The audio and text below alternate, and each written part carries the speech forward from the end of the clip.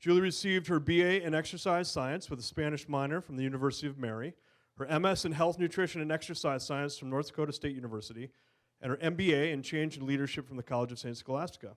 Her leadership philosophy is to be known for being data-driven, deliberately collaborative, and strategically results-oriented so that she can deliver superior health and wellness initiatives that result in improved morale, well-being, and a positive financial outcome. That's one hell of a deal there. That's good. Julie consistently finds inspiration while living in northern Minnesota, surrounded by the North Woods and the shores of Lake Superior. We're excited to have Julie. And Tiffany Carey is a Northland native who was born with a passion for activity, wellness, and helping others. She was a 2016 and 2017 Team USA age group triathlete team member. Kind of a big deal. She obtained her BS in corporate and community health promotion and a health minor from the University of Wisconsin-Superior in 2004. And a BAS in health education from the University of Minnesota. Tiffany has been employed with the St. Louis County for 10 years and loves her job.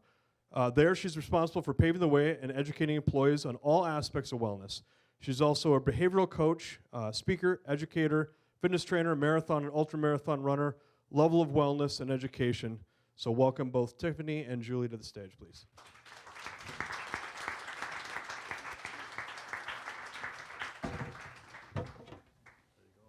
Thank you, Ryan. Yeah. And thank you all for being here tonight. So what did you think of that video? It's kind of hard to follow that, but a lot of information there. So we're going to slow it down for you and just start with a recap and then continue on and give you some practices that you can do as well. So first off, over the years in the field of psychology, the main focus has largely been on what's wrong with individuals, focus on analyzing mental disorders and human suffering. So even as Sean noted, that focus was on the average person.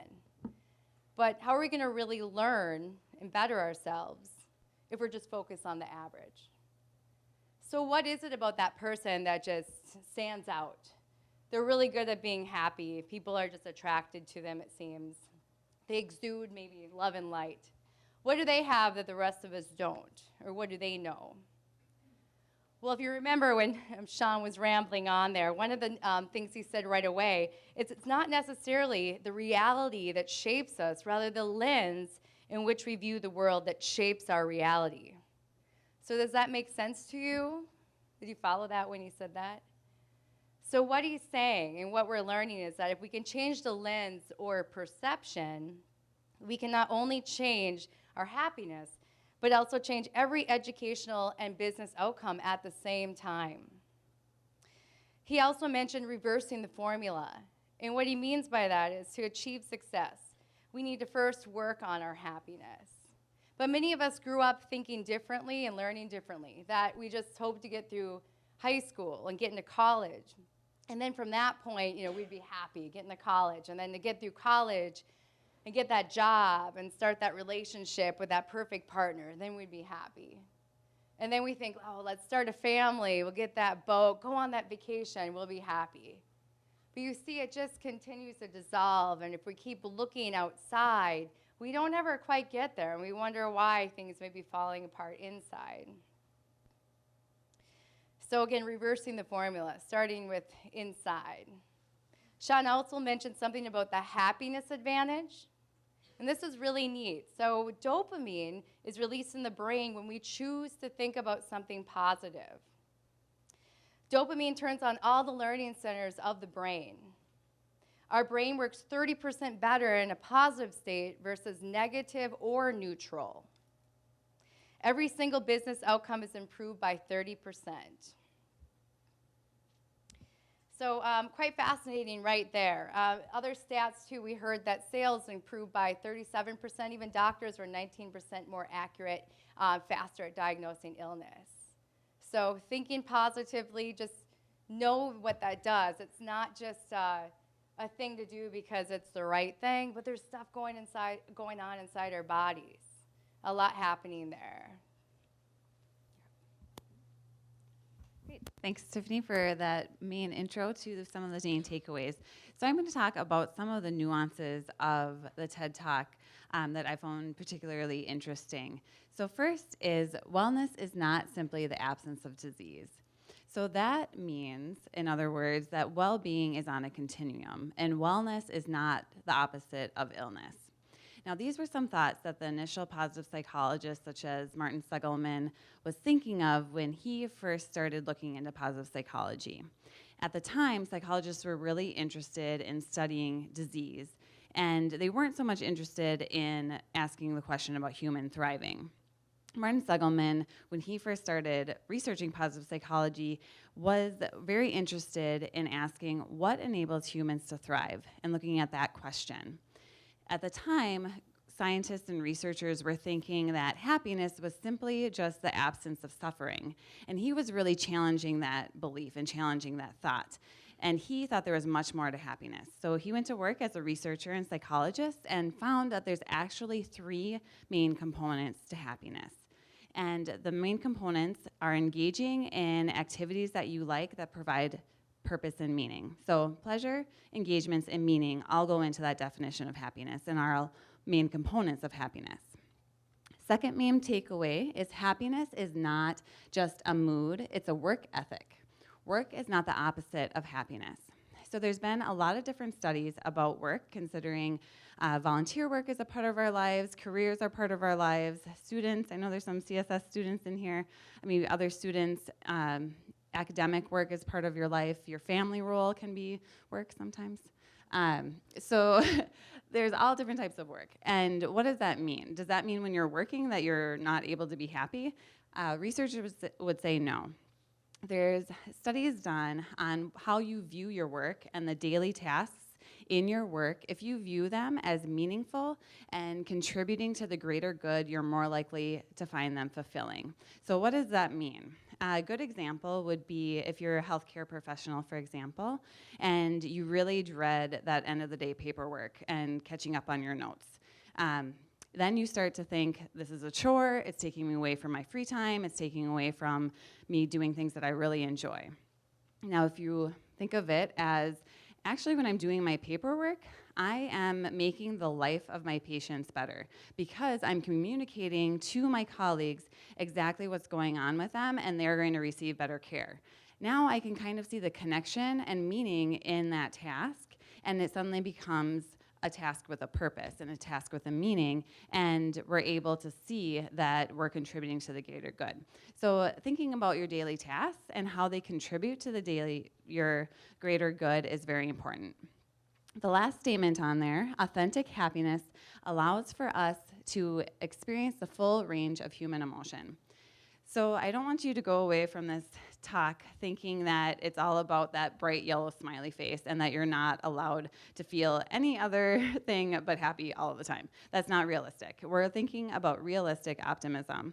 So that means there's going to be points of sorrow. It means there's going to be points of anger or fear or frustration.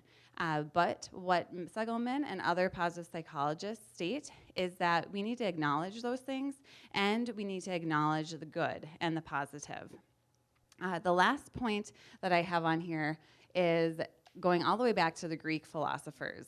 And so this is a topic that you can see is scientists are interested in and philosophers are interested in as well. Their definition of happiness was the joy we feel striving for our full potential. So that's the goal of our talk today, is to give you some of those skills so that you can look up some information and strive for your full potential. So thank you all for being here. And I'll start with a little quiz next. So we're going to see if you were really paying attention. I do work at a college, so quizzes and tests are part of life. And it's going to be part of your life now, too. But no one will know if you know the answer or not because you're going to think in your head if this answer is true or false. So, true or false? You are born with a set level of happiness that you cannot change. So, is this true or false? Oh, we got some eager people that are willing to dive in. Okay, very good. It is false. It would be a very short talk today if this wasn't true, or if you couldn't affect your level of happiness. So what we know from the research is there's something called the happiness equation. So Sean Aker talked about 90%. We can influence that 90%. Well, the components of that 90% include genetic factors. So you are born with a certain level of happiness based off of those genetic factors, and that's about 30 to 50%. Then there's the life circumstances. So those are things that are beyond your control. So if you could think of a number in mind of what percentage do you think that would be around? 10. Oh yeah, someone got it. I don't know who, but 10 to 20%. So life circumstances is 10 to 20%. Now, this isn't to say or to disregard people's life circumstances. We have very challenging lives at times, and that definitely influences how we feel about life in the moment. But it is to say there is an opportunity for growth, which is really inspiring when you do the work that Tiffany and I do as far as wellness planning and promotion. So what do you think makes up the last 30 to 40%? Is it A, chemistry, B, intentionality, or C, the learning centers in the brain? B, good, yeah, you're a smart group. So that's actually a very large number. That means, well, first off, what do I mean by intentionality? And what I mean is, by your intentionality is when you are choosing to think about something specific or an idea and in a specific way, such as you're grabbing that handle of intention and you're saying, I'm going to do that, or I'm going to accomplish that thing. It could be as simple as, we can do just like a quick practice. Let's use the color red for the sake of Valentine's Day tomorrow. We could use this exit sign. Okay, you see red or you see taillights when you're driving, and you decide you're going to use the color red as a trigger to think of love. And then take it a step further and then feel that love. So you could even kind of do that for a moment now. Oh, look at the exit sign. Oh, okay, love. You're driving around, love. You're choosing to do that. And you're feeling that little burst at that time of love. That's using intention to have a thought in that moment. There's also a power to perception, which is very interesting. So when you look at something, your brain perceives and interprets and actually releases a whole bunch of chemicals. Those chemicals include dopamine, serotonin, oxytocin, cortisol, kind of like a paint mixer, if you will. If you think of a paint mixer mixing paint together, when you look at an image, there's chemicals that are kicked out, and your brain, it's like a paint mixture of chemicals. Those chemicals go into the blood, and then into the blood chemistry, and then into the cell, which the cell bathes in. That brings us to a whole new, very exciting topic that we don't have time for today, but maybe we can come back and talk about epigenetics. That means above the genes or around the genes. We have found that the environment that our cells bathe in is key. It can actually turn on our DNA on and off. So very, very exciting topic. We've got another true and false question for you. So success leads to happiness. Once you land that job or find a partner, you'll truly be happy. So true or false? Good. You really were paying attention. That's good. So Sean Aker explained this pretty well. He said if you work harder, that leads to more success, then you'll be happy, right? But that's the wrong way to think about it. So when he was talking about those things, he mentioned the Harvard students. So the Harvard students, you would think would be very happy. They've got this opportunity for education. They're in this wonderful university, some of the most talented professors in the world. What do they have to complain about? But 2 weeks after they're there, they start focusing on the stress instead of the privilege of being there, instead of the purpose that they're there, which is a degree in business or economics or philosophy or whatever they're there for. And so the hedonic treadmill is another way to think about this. There's something called the hedonic treadmill or hedonic adaptation that happens. And so when something good happens to you, you need, and you think of it as that hedonic treadmill, you need more of it to reach the same level of goodness that you felt the first time you experienced it. So it keeps going, and you keep running on this treadmill if that's your view of happiness. So the idea is to change that view of happiness, to bring positivity into the present and view that as your pathway to reaching your full potential.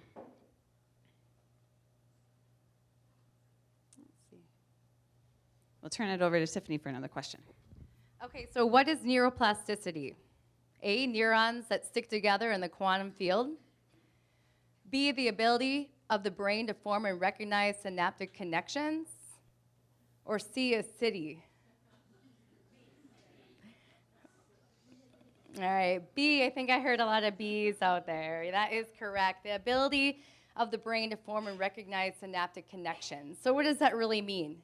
So that means that the brain can be rewired, a repaving of the brain. This is something that we can all do. We didn't really know that until recently. It has been used years and years back as a cognitive therapy for those like war vets, for one, to help alleviate some of the traumas and the PTSD from some of the experiences that they had. And what they would do is they would take that patient or that vet and have them start the story of this traumatic experience. And when they got to that trauma, they would stop, have them put in something completely different that was neutral or happy, and then replay the story. And they would do this over and over again, repaving the brain, which was profound for the individual, worked very well, so that that person could live a little bit better, more of a life, maybe not wake up at night and have some of the traumas during the day and such that you can imagine. So neuroplasticity it's neither good nor bad. It's just simply the fact that pathways in our brains just like muscles get stronger the more that we use them. So that's up to us. So if you think about that for a moment, think about your thoughts that would mean we could say are like dumbbells. So just like lifting weights in the gym would be good for your muscles, or exercise, or fruits and vegetables are good for your body, positive thoughts are actually like weights in a way as well. And you can exercise your brain. Again, this is something that's newer for most of us to be learning about, but very exciting. An exercise we can do similar to, let's go back to the red light. So savoring. So just 2 to 30 minutes a day. One exercise we could do would be, let's say you're wanting to get yourself out of the habit of being in a negative state. And I'll use red, I'll use taillights as my trigger for love. Oh, love, love, love, and just getting a quick burst. You can do that throughout your day. So basically, permission to daydream. So we grew up hearing, don't daydream in class. But I would say, let your kids do that, because what we've learned is even if they zone out for a while in class, when they're thinking positive things, that all the learning centers of the brain are going to be turned on. Remember, dopamine's being kicked out. Our brains are working 30% better in that state. Another way to think about this is that neurons that fire together wire together. So just keep that in the back of your mind. What are you going to be thinking about?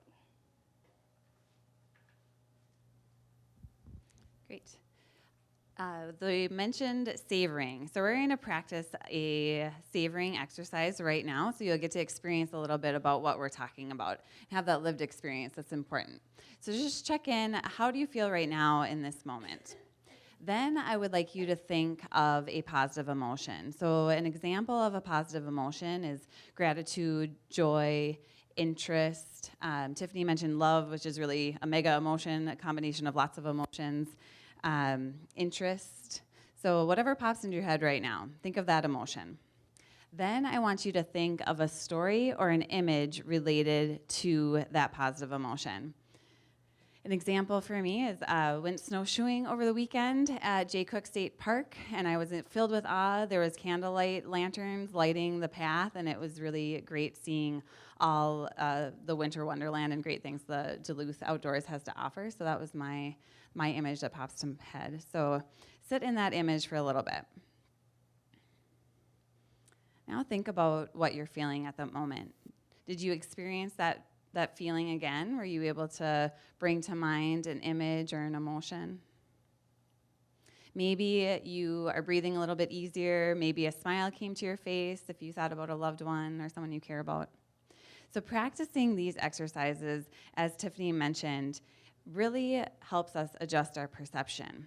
So oftentimes we're rewarded for scanning the environment for negative things. So at work, maybe if you catch a mistake before it goes out to the community, you're going to be rewarded for that. At home, maybe if you catch a cup before it falls on the ground and has a negative consequence, you're going to be rewarded for that. We're so often obsessed with catching the negative things that we forget to look for those positives. So we need, when we are experiencing a positive emotion, we need to sit with it and savor it to help rewire those pathways so that we're able to absorb the good that is in our world. So what can you do? What are some other things that you can do? Well, we've all heard of meditation, and no wonder why it's so huge. So meditation is right up the alley for this. Mental imagery, deep breathing, also random acts of kindness. There's research that shows that doing random acts of kindness each day, 1, 2, 3, rather than just a couple times a week, has a huge impact on your well-being. Gratitude, such as writing down 3 good things a day. Gratitude journals, especially in the evening. Research has shown that those who keep a gratitude journal and jot some things down before bed sleep better. Also having a positive portfolio. This is something that you set aside that's not necessarily that photo or it's something sitting out. You have some artifacts like movie tickets maybe just a photo, a letter, things that make you feel good. You can put in a box or put away and you pull out when you need them. We need to get that emotional burst. This was first, we learned about it because it was done, called a waiting room exercise.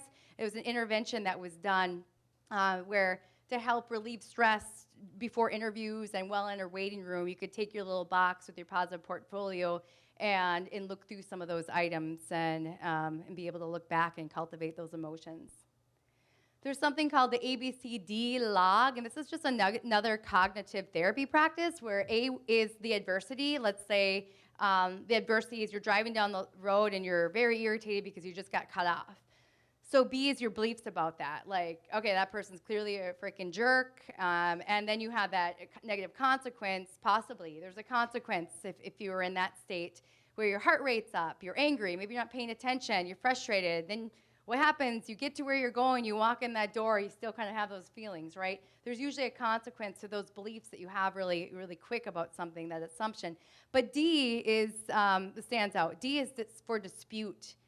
So the idea is those that go about their day and they're constantly seem to be looking for offenses, because believe me, you'll find them, right? And people that look for offenses can find hundreds probably every few hours, right? So it's catching yourself. Stopping yourself, disputing the beliefs that you had. Maybe that person really wasn't a jerk. Maybe they're on the way to the hospital. Maybe they're in a better or worse off situation than you were. Maybe you should just be thinking like, I'm glad I'm not them, or I'm glad I don't have to go home with them. You know, there's a lot of different things that could be going on until we have our own emergency or situation, we don't really know. So trying to dispute what your beliefs were, it just brings a calming sensation. It can just start you over and also just start to get you out of the habit of going right to that negative place. And then, of course, just choosing to stop negative thoughts. When you can, put that stop sign up, stop it. Remember what positive thoughts do for us in our bodies. There's more of a reason now to just stop the negative. So just do your best to stop and change that thinking, because it's your choice. Just like savoring or having intention, you're choosing to think differently in that moment, and you can do that. Oh, I'm still up. So we're just going to do a recap here. And just some of the main talking points I want you to take home tonight. So we talked about reversing the formula. We will achieve success when we work on our internal happiness. Wellness is not simply the absence of disease. If we know everything about our life circumstances, we can only predict 10 to 15% of our happiness. So that means we have that much more control. We have learned that it's not necessarily the reality that shapes us, but the lens in which our brain views the world that shapes our reality. If we can change that lens, not only can we change our happiness, but we can change every single educational and business outcome at the same time. Dopamine, which is released when primed with a positive image or thought, turns on all the learning centers of the brain.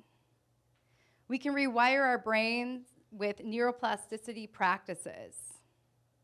We have the power to choose the thoughts and the lens in which we view the world. Finding joy within while striving to reach our full potential is happiness. Great. So whenever I come to some of these talks, I'm always really interested in where the presenters got their information. So this is for those of you that might be like me and are wondering where this information came from. Sean Eager has written several books that we've pulled from. Segelman, I mentioned him a couple times, has also written and done research. And then Bruce Lipton is someone that you can look up those information, those resources if you want more information. So before we get to the question, I'm going to read the quote on the screen because I really think it captures a lot of what we were talking about. Now, this quote has been attributed to many different sources, but this particular version of the quote is from Frank Outlaw. It goes, "If you watch your thoughts, they become your words. Watch your words, they become actions.